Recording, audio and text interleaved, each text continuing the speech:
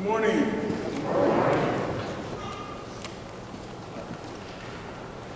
Well, I'll tell you this, it's not as cold in here as it was last summer. I think we have the problem solved. I know you don't quite feel it at 90 degrees in here, but it's working. It's working. Brothers and sisters, today, love your enemies, pray for those who persecute you. You remember the Soul Train? Those of you old enough to remember that? I was thinking of today and I said, this is our last Sunday. And much can be said about stories, illustrations, poems, histories, personal anecdotes, humorous stories, and so forth, to begin a homily, and I try to do some of those things. But today, we are on a Sunday right before the beginning of Lent, and we're in the middle of our Lord's most serious discussion. So I said, look, we're just going to talk about loving yourself and loving your enemies. Very simple, isn't it? Isn't it? Well, let's begin by looking at ourselves.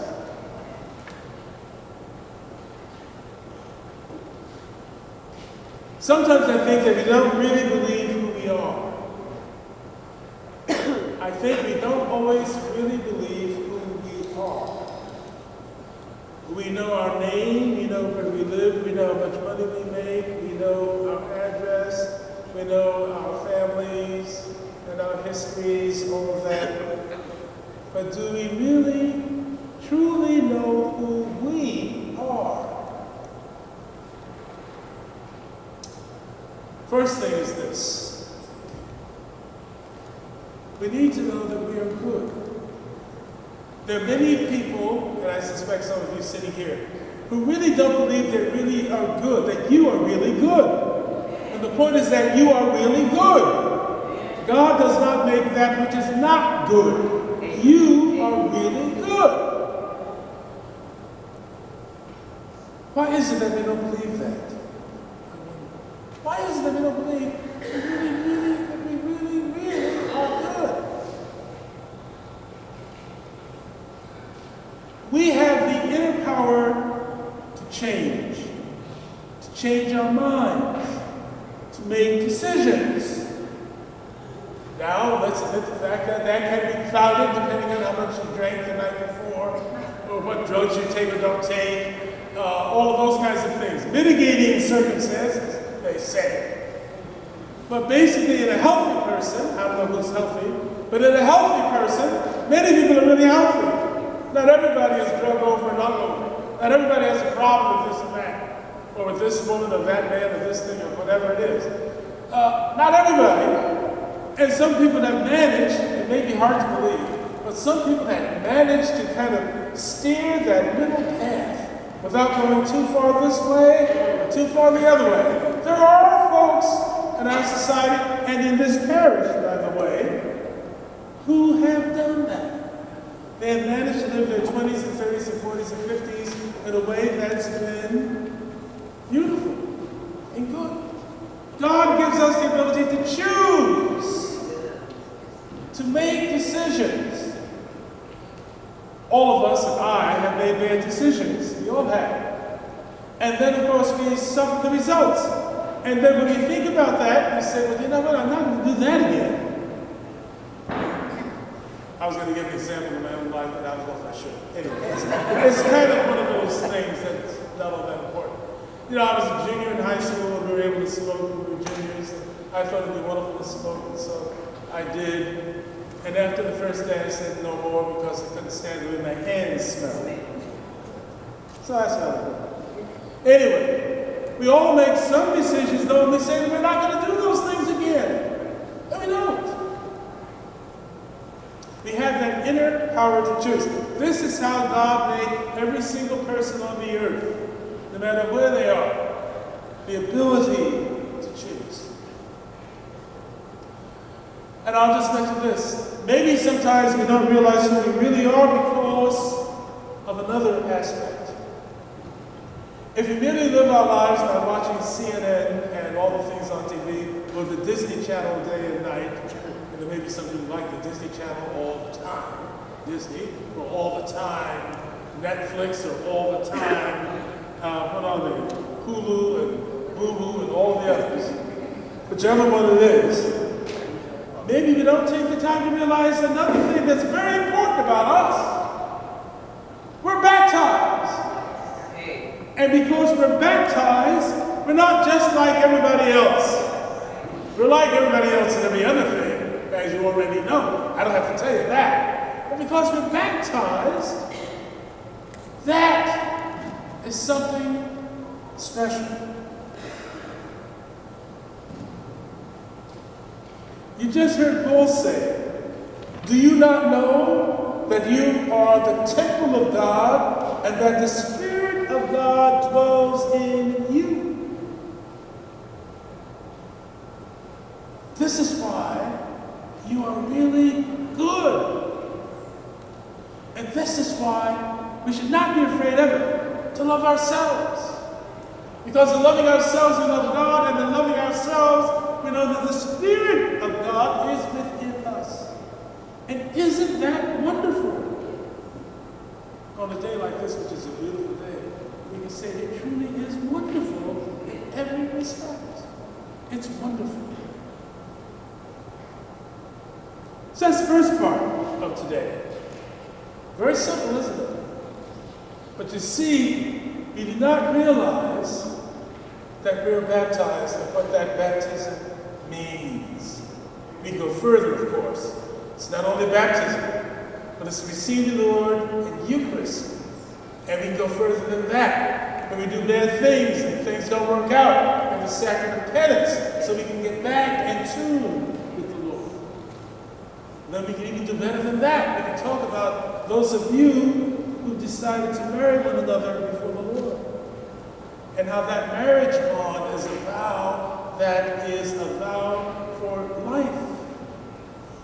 We can talk about that. So loving ourselves has to be first. Loving ourselves. That has to be first. We have to realize that God dwells in us, that the Spirit of God is within us. So we need to love ourselves. We need to forgive ourselves of those things we do sometimes that are not right, yes. But we need to always respect who we are. Now, the second part of what Jesus is elaborating upon today. Remember, all of this is coming from the Beatitudes in chapter 5 of Matthew's Gospel. And these are the elaborations, other sermons, other talks of Jesus about what he had just said. Love your enemies and pray for those who persecute you. Now, is Jesus really serious? Is he really serious about this? Does this make logical sense? Our world is full of manipulation, greed, selfishness, constant and useless speculations about all kinds of things. We are involved with rumors and plots and trivial things and serious stuff. And of course, money, power, all of those things that make us happy. At least we think they make us happy. So we're involved, all of that is going on. And Jesus says, love your enemies, pray for those who persecute you. Who does that? Logically, you say, well, nobody does that. Who does that? Why should we love our enemies? Why? Isn't this totally illogical, we say? You heard already in Paul's letter this morning that the wisdom of this world is foolishness in the eyes of God. Foolishness in the eyes of God. So brothers and sisters, why should we love our enemies? Why should we do that? First reading from Leviticus today. By the way, those of you who go to Bible study, you know how important the book of Leviticus is. I heard the book of Leviticus is important. You know, the whole thing about Leviticus, I don't want to get into the whole thing on Leviticus here, but Leviticus is about being holy and how God is holy, therefore the people of God should be holy. So how are you holy? You should be holy in everything you do. And if you look at the book of Leviticus, every single thing you do is either holy or unholy and implies holy. Bear no hatred for our brothers and sisters. Take no revenge. Cherish no grudge. Why should we love our enemies? Why should we love those who persecute us? Why? Because we want to be children of our Heavenly Father. We want to be children of our Heavenly Father. We want to be in and part of the reign of God. We want to be as much like the Son as we can so that we can be liked by the Father as the Father likes the Son. We don't love our enemies just to do it, and we don't love our enemies because we're stupid. We love our enemies because we want to be children of the Father. If you look at your baptism, the whole baptism rite, the candle is given to you, the witnesses are there.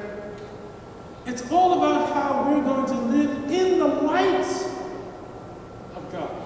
In the light of God. You know, this light is very, very important. You know, we have candles. Why do we need candles? Well, we don't really need candles. We do candles because they've been around. Because candles are something about light, and light is something about the presence of God.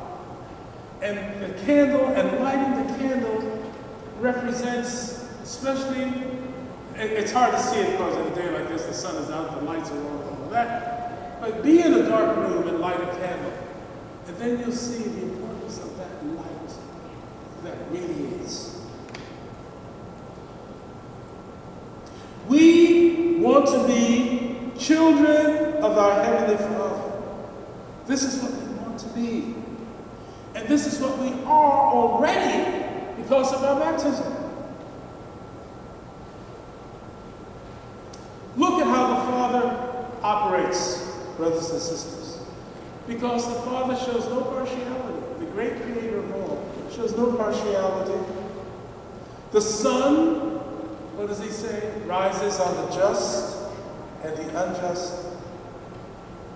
When the rains come, when the torrents come, and when the storms come, or when the hurricanes come, it rains and the hurricane happens on the just and the unjust.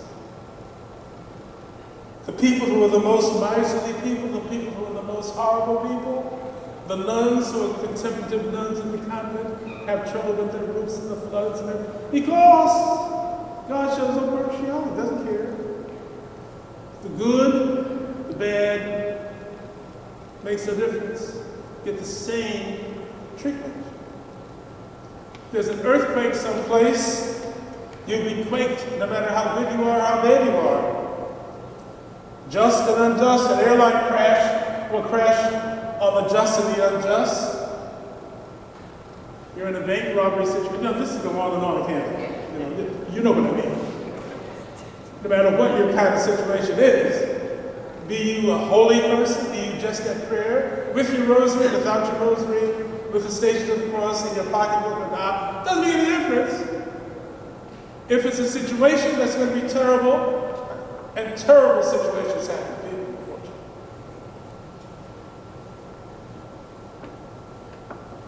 The coronavirus, I'm thinking about right immediately. And those who are quarantined for 14 days. There was an interview with someone, and this man said that he was watching. What was he watching? He was watching something. I guess he saw all of the series or something, or one thing. I don't know if it was Hulu or Netflix or one of the things. What do you do? If we're forced to be quarantined for 14 days, what are you going to do? What did he do? Besides worry about and complain and feel horrible because you can't move, are you going to do something else? What are you going to do? You know, the other side of that little statement about the reigning of the just and the unjust, think about other situations too. And think about terrible people, those that we think are terrible. Take Hitler, for example. Hitler, and I can't think of his girlfriend's name. Can anybody remember his girlfriend's name? Who was it? Eva Braun. Eva Braun. He loved Eva Braun, I'm sure. She loved him. Think of other people who may be horrible people, but these horrible people love their family members. These horrible people might even do something good for a friend. Because they're human. That's why.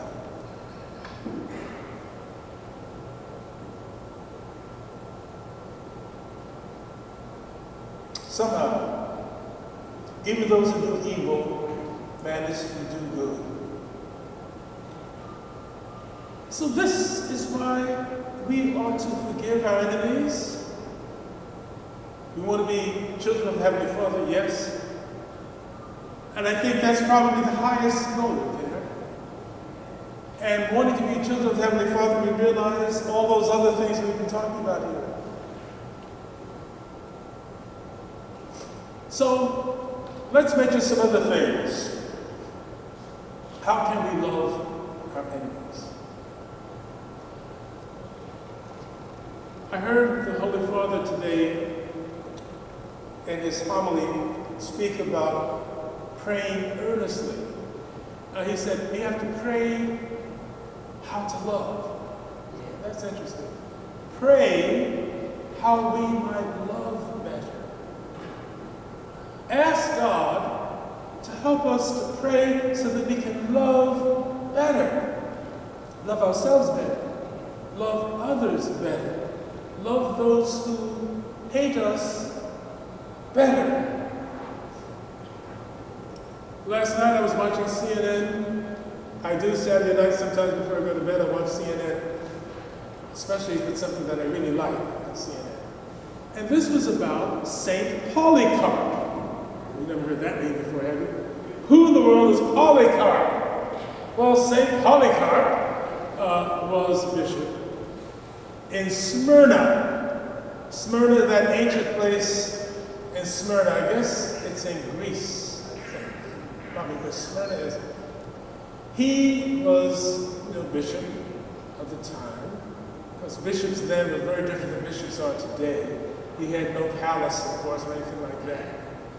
But Polycarp was an interesting person. He had two young people in this family that he was very close to, with whom he instructed. And you know how children are growing up? They wonder about all kinds of things. And he told them about Jesus. And one of the strengths of Polycarp, one of the reasons why we call them, quote, fathers of the church, I'm sure there are mothers of the church too, but these fathers were ones that we know were taught by John. He was taught by John the Apostle. So he has, as we say, a Johannine approach to who Jesus is. And one of the things about Polycarp is the fact that witnessing is very, very important to them. Especially when you were confronted by Roman soldiers who said, look, put this offering in to the Roman God, because Caesar is God. And of course you would say, no, Caesar isn't God. Caesar, we respect, he's the head of the government, but he isn't God, so we don't worship him. We're not giving incense to Caesar. And under Polycarp, two young people, one young man who was confronted and then went to Polycarp for strength and prayer, was killed. And then another young girl was very, very heroic in what she did to save Polycarp's writings. So today, Google Polycarp, and find out all about it, this first century martyr. But what I want to say is that we have to learn how to love and learn how to love our enemies. And we have to pray that we learn how to love.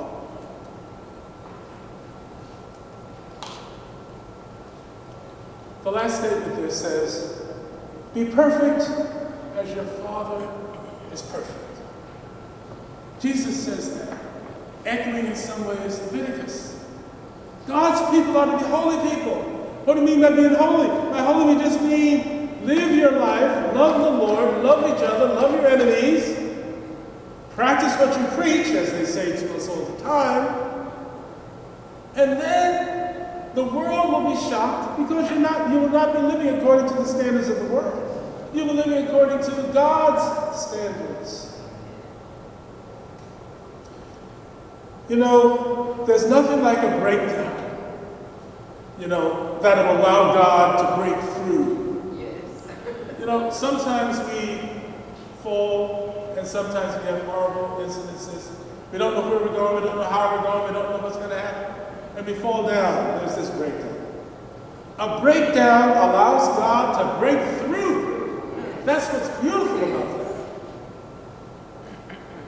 Loving God and loving neighbor. Brothers and sisters, in a few days it's going to be Ash Wednesday. What happens during Ash Wednesday? Well, we know. More prayer, penance, almsgiving. We will have confessions before Mass at 9 o'clock, all the Sundays of Lent.